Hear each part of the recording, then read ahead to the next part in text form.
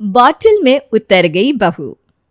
ऐसे कई घर देखे होंगे आपने जहां सास बहुओं की चुगली करती हैं, पर केदार भवन एक ऐसा भवन था जहां बहुओं की तारीफ पे तारीफ ही होती थी। मीनू की सहेलियां उसके घर सत्संग में आई हुई थी। ये आजकल की बहू है, ना पूजा पाठ में रह गई ना घर गृहस्थी में।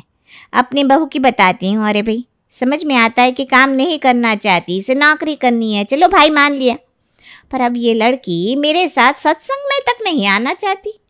भगवान जाने क्या चलता है इसके दिमाग में। बिल्कुल सही कहा भाभी। अब इन बहुओं को अपनी सहेलियों के साथ किटी पार्टी, शॉपिंग मॉल जाने को कह दो, फट से तैयार हो जाएंगी, पर वहीं पूजा पाठ की बात कह दो तो नाक मुंह सिकोड़ना शुरू। तुम दोनों की बहुएं होगी ऐसी। मेरी बहू तो सोना है सोना, तभी तो मैं खुद के घर में सत्संग रख पाती हूँ। सब कुछ मेरी प्रीति ही तो संभालती है, वरना मेरी इन बूढ़ी हड्डियों में जान कहाँ। आ बहू यहाँ बैठ। जी मम्मी जी अभी आई। और अपनी बहू का माथा चूमती हुई मीनू अपने गले का हार खोलकर अपनी बहू के गले में पहना देती है। क्या किस्मत पाई है प्रीति ने। लगता है कम से कम 70 से 80 रिश्ते छाटे होंगे, तब जाकर इसे ये घर मिला होगा। विमला की बात गलत तो नहीं थी वैसे। इस घर की बहू बनने से पहले प्रीति रहती भी तो किसी अलग ही मूड में थी। आराम से अपने बिस्तर पर अंगड़ाई लेती हुई प्रीति 10 बजे अपनी आँख खोलती है। बस 10 ही बजे, अभी 10 मिनट और सो लेती हूँ। लड़की वाले तुझे देखने आ रहे हैं, भूल गई है क्या तू? अब जल्दी उठ, 10 से ऊपर हो गया है। वो लोग निकल भी चुके होंगे, 11 बजे तक पहुंच जाएंगे। अब जल्दी से जाकर फ्रेश हो जा और हाँ अपना वो नया वाला गुलाबी सूट पहन लेना। सज धज कर हाई हील्स पहनकर प्रिया हॉल में जाकर लड़के वालों के सामने बैठ जाती है। बायोडेटा में आपने सब कुछ मेंशन नहीं किया था अंकल जी, इसलिए मम्मी ने सोचा कि लड़के के परिवार वालों को यहीं बुला लिया जाए। वो क्या है ना, सब क्लियर रहना चाहिए ना। सब कुछ मेंशन तो था। क्यों बेटा अमन? ये लड़की ना ये रिश्ता भी कटवा के रहेगी। ये तो कुछ भी कहती है प्रमोद जी। वैसे आप अपने परिवार के बारे में बता रहे थे शायद। मेरा तो छोटा सा परिवार है बहन जी। मैं और मेरी मिसेस, हमारे 2 बच्चे, मेरा बेटा अमन और इसकी छोटी बहन मोनू जो अभी 10th में पढ़ती है। ये सुनते ही प्रीति खड़ी हो जाती है और अपने दोनों हाथों को जोड़ते हुए कहती है, फिर तो आप मुझे माफ़ कर दीजिएगा अंकल जी, ये बात मैं आगे नहीं बढ़ा पाऊंगी। देख लिया मम्मी, मैंने पहले ही कहा था कि मोनू लड़का नहीं लड़की है, पर आप कह रही थी कि लड़के के छोटे भाई का नाम मोनू है।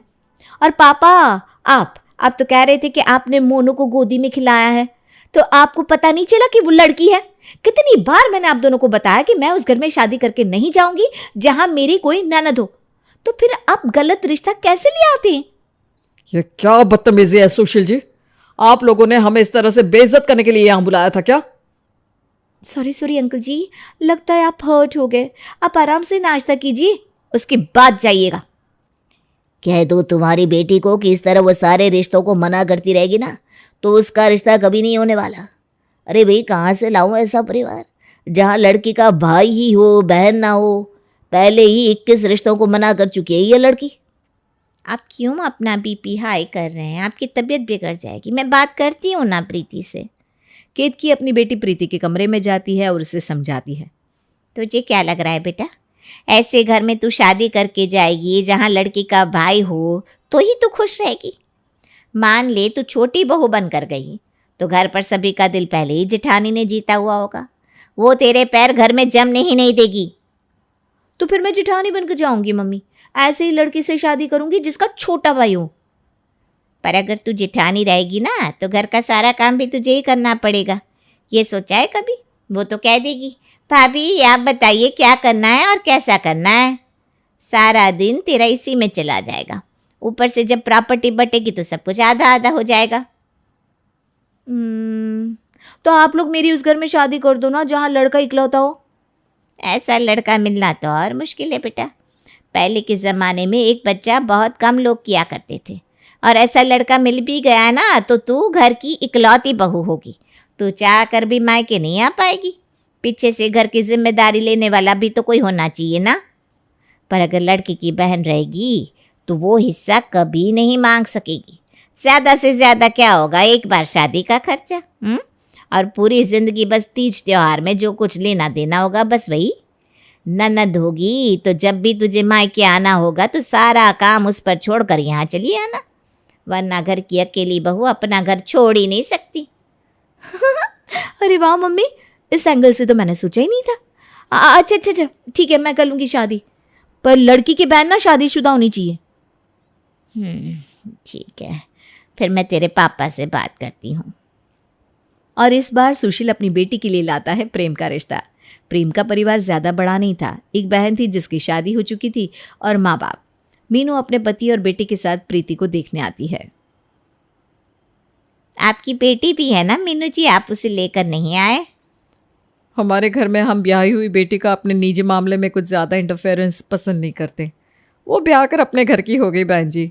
हर लड़की को तो प्रेम को पसंद करना है ना कि हमें या श्वेता को। मीनू की ये बात सुनते ही प्रीति की खुशी का ठिकाना नहीं रहता। अरे वाह, यही तो चाहती थी मैं, मुझे ये रिश्ता मंजूर है। और ये रिश्ता पक्का हो जाता है। प्रेम और प्रीति की शादी हो जाती है और बहू बनकर प्रीति मीनू के घर आ जाती है। अरे भाभी, आपने तो मुझे दिखाया ही नहीं कि मायके से आप क्या क्या लेकर आई हैं। अपने गहने तो दिखाइए।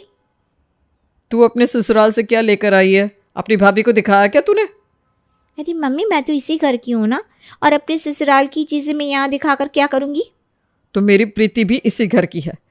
तू जब अपने ससुराल की चीज़ें अपने मायके में नहीं दिखा सकती तो बहू अपने मायके की चीज़ अपने ससुराल में क्यों दिखाए? जा बहू, तो अपने कमरे में जा। ये पगली ना कुछ भी बोलती है। बहू आई नहीं कि तुम्हारे रंग ढंग ही बदल गए मम्मी। सारी रस्में हो गई हो तो अब मैं निकल रही हूँ। ये कहकर गुस्से में श्वेता अपने ससुराल के लिए निकल जाती है। अपनी बहू के आने की खुशी में मीनू अपने घर कीर्तन करवाती है, जिसमें सभी औरतें अपनी बहुओं की बुराई कर रही थी और अकेली मीनू अपनी बहू की तारीफ। तुम दोनों की बहुएं होगी ऐसी। मेरी बहू तो सोना है सोना, तभी तो मैं खुद के घर में सत्संग रख पाती हूँ। सब कुछ मेरी प्रीति ही तो संभालती है, वरना मेरी इन बूढ़ी हड्डियों में जान कहाँ। आ बहू, यहाँ बैठ जा। जी मम्मी जी, अभी आई। मम्मी जी, आपके लिए शरबत ला कर दूँ? भूखे भूखे आपको कमज़ोरी महसूस हो रही होगी ना। मैं आपके लिए फलियार का खाना लेकर आती हूँ मम्मी। शरबत का क्या है, शरबत तो कोई भी पिला देगा आपको। तू लेकर आएगी फलियार का खाना?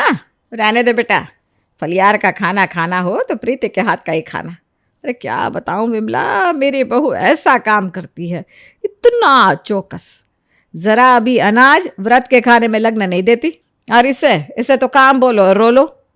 बिल्कुल सही कह रही हैं मम्मी आप। आंटी जी, मैं आप सभी के लिए और मम्मी जी के लिए व्रत का खाना बनाकर लाती हूँ, वो भी सब कुछ धो धा कर। अपनी सास के मुंह से अपनी तारीफ सुनने के बाद प्रीति फूले नहीं समाती।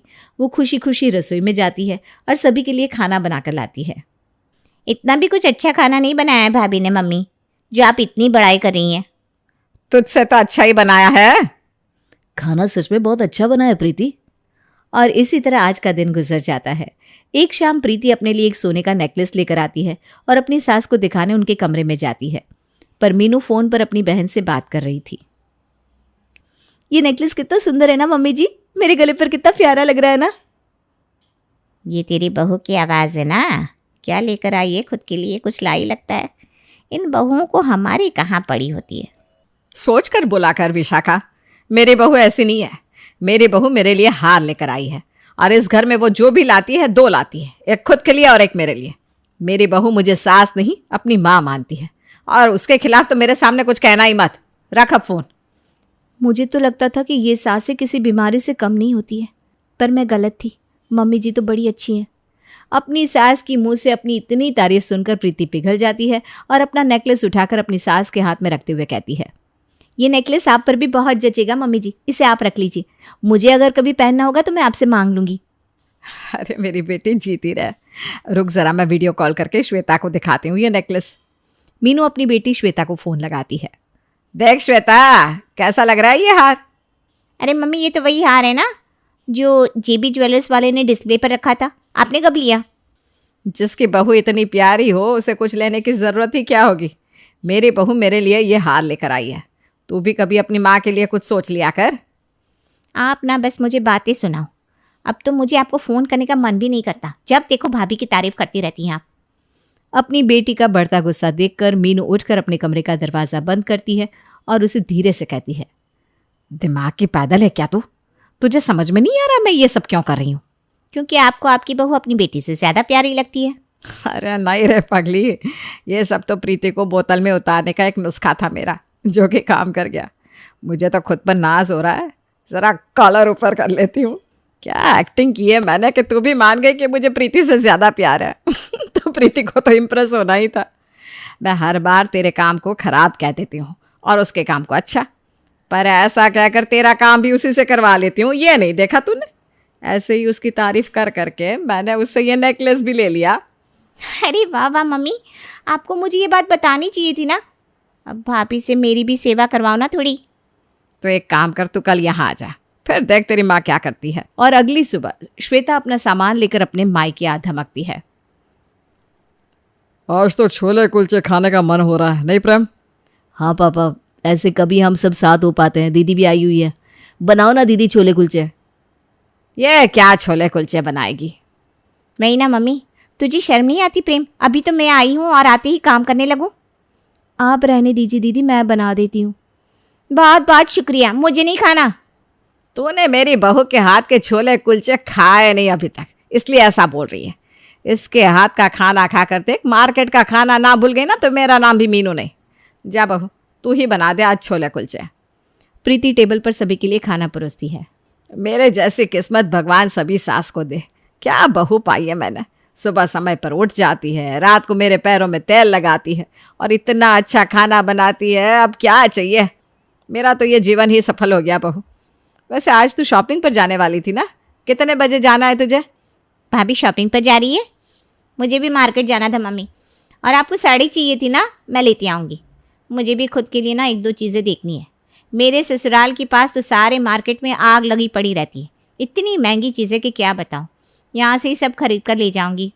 अरे तू क्या मार्केट जाएगी, बहू जा रही है ना, तू एक बार उसकी पसंद देख तो ले। जो चीज़ वो ले आती है ना, वो ऐसी होती है कि देखने वाला देखता रह जाए। आप तो एक भी मौका नहीं छोड़ती मेरी तारीफ करने का मम्मी जी। इतना तो मैं कुछ करती भी नहीं हूँ जितना आप मेरी तारीफ कर देती हो। वैसे मम्मी जी ठीक कह रही हैं दीदी, आप फिक्र मत कीजिए। आपको क्या लाना है मुझे लिख कर दे दो, मैं सब लेकर आऊँगी। और इस तरह दोनों माँ बेटे मिलकर प्रीति का अच्छी तरह से फ़ायदा उठा रही थी। अपने घर में 10 बजे उठने वाली प्रीति यहाँ सुबह 4 बजे उठ जाती है और घर का सारा काम दिन भर खुद ही करती। एक रोज़ प्रीति के फ़ोन पर उसकी माँ का कॉल आता है। ससुराल जाते ही अपनी माँ को भूल गई क्या तू? तू तो वहाँ जाकर अपनी ननद पर सारा काम छोड़कर यहाँ आने वाली थी।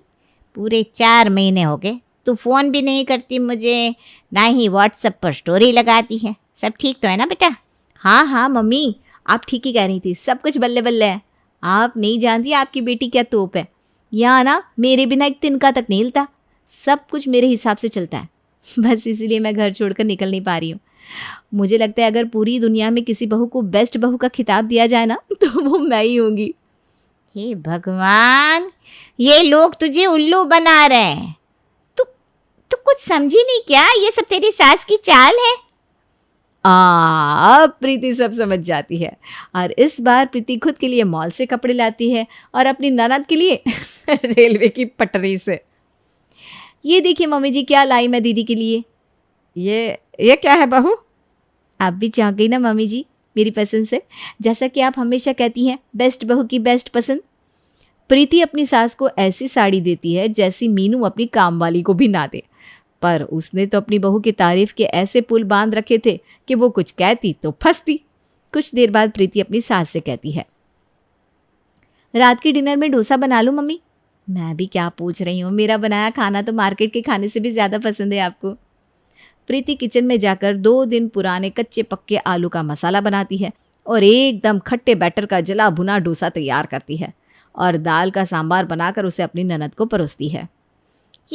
ये क्या जहर ले आई आप भाभी?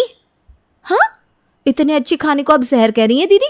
अभी यही डोसा मम्मी जी को खिलाऊंगी ना तो वो वाह वाह करके खाएंगी। अब नहीं बहू, मुझे नहीं खाना। श्वेता खा रही है ना, मेरा तो पेट गले तक भरा हुआ है आज।